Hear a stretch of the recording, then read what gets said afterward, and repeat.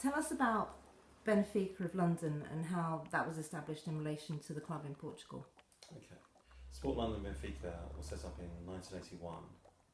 It was like a supporters club, Portuguese community club. They always said that one day that this community club will set up a football club that would one day become professional. I was invited in 2005 to be part of the setup. We were quite successful.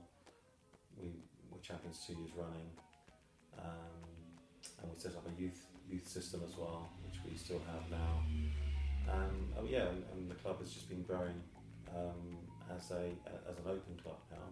And we've moved into futsal, which is a different type of football, and relatively successful at that as well. So we tend to go into different types of projects that push the boundaries to other Portuguese clubs haven't achieved yet. George, certainly, especially more recently,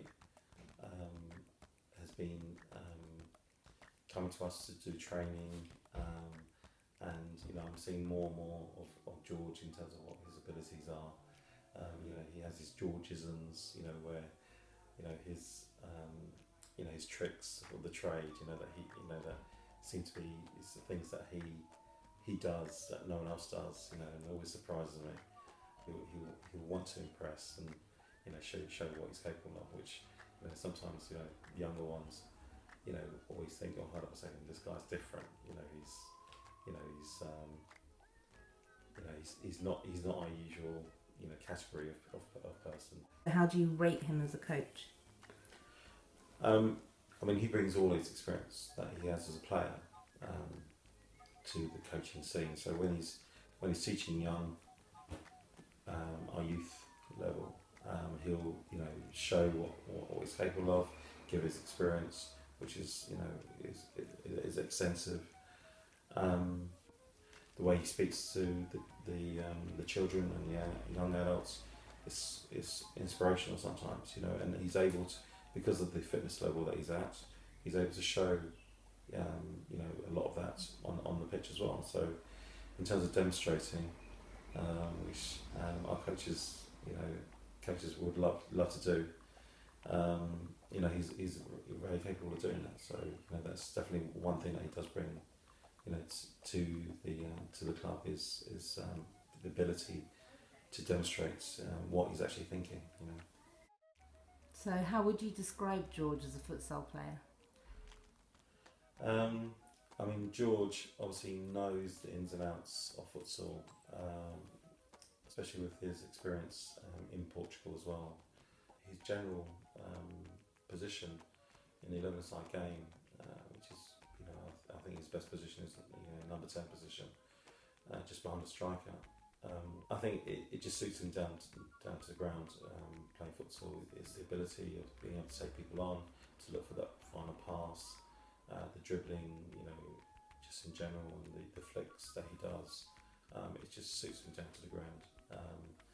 And the futsal definitely does help his 11-side capability. What does he contribute or bring to the group when he attends?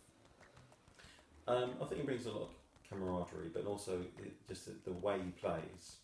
I think gives the younger players and more less experienced players a way of expressing themselves. I think he plays sometimes with no fear, and having no fear means that you're open to express yourself a lot easier, a lot better, and by introducing these new tricks that maybe they haven't seen or they haven't witnessed personally, maybe they've seen it on TV or whatever. The fact that he brings it live and presents it to them and shows that these things work, they can only be inspired by that type of thing.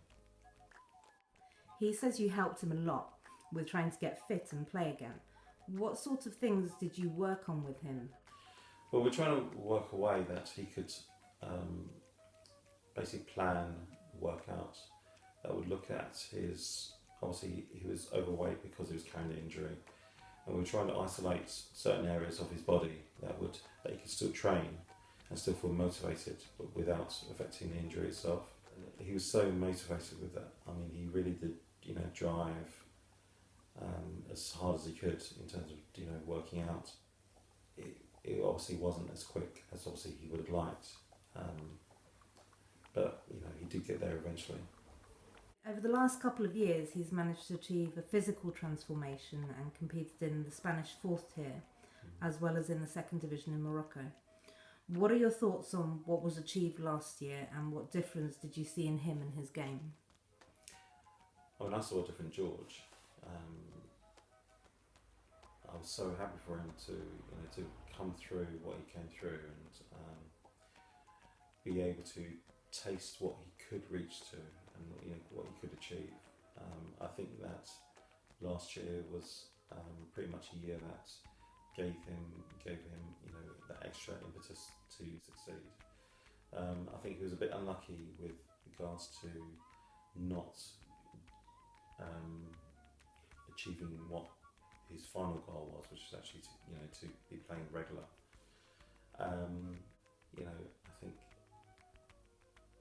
I thought he was going to do it. I thought he really was going to achieve what he wanted to achieve, and I was at the time I was so happy for him.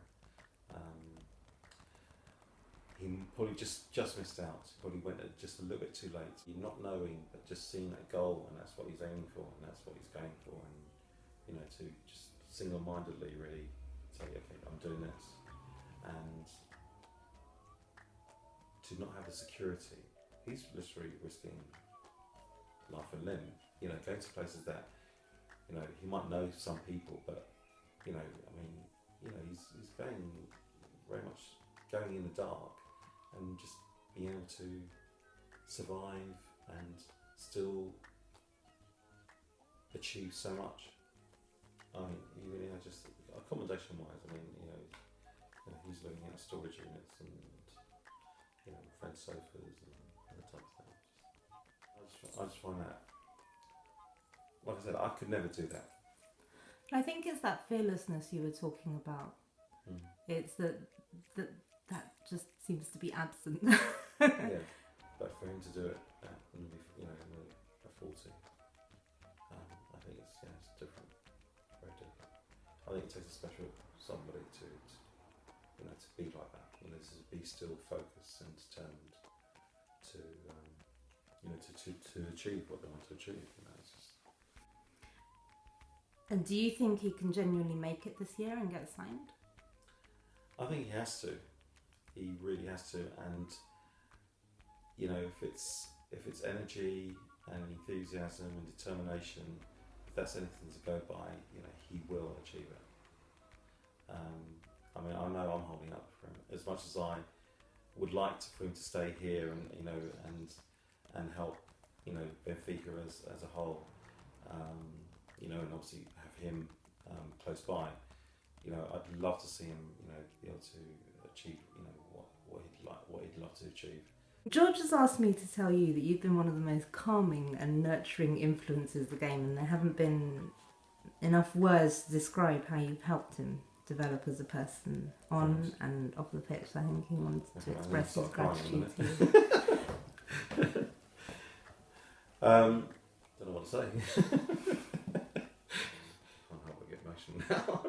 But because we go back a bit and knowing what George has gone through, not just sporting wise, but also with his family and friends. I can't not help George. George, is a great friend, and obviously, I'd love to help him out and to succeed.